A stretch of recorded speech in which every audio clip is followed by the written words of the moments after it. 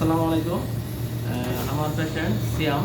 আসলে বাচ্চাটার অনেক দিন থেকেই হৃদয়ের এবং টনসিলের প্রবলেম ছিল। আমাকে অনেকবার দেখিয়েছে এবং আরও অনেক ডাক্তার দেখিয়েছে। সবারই পরামর্শ ছিল অপারেশন করা, কিন্তু বাচ্চার জন্মগতভাবে হার্টের ফোঁটা ছিল, যাকে আমরা ভিএলজি বলে থাকি। এজন্য আমরা প্রাইভেটে বা অপারেশন করতে একটু পার্শ্ব প্রতিক্রিয়া হতে পারে বা কমপ্লিকেশন হতে পারে, পেশেন্ট পার্টি করি। সেজন্য আমরা চাচ্ছিলাম যে অপারেশন না করে কোনোভাবে চিকিৎসা দেওয়া যায় কিনা, কিন্তু আসলে বারবারই প্রসেস হতেছিল। শেষে আমি পেশেন্টকে ঢাকা মেডিকেল কলেজে পাঠাই। সেখানে ভর্তি হওয়ার পরেও সে রোগী আবার চলে আসে যে আমাকে দিয়ে অপারেশন করাবে। সেজন্য আমি আমার প্রাইভেট চেম্বার আলোক হেলথ কেয়ারে আজকে অপারেশন সম্পন্ন করলাম।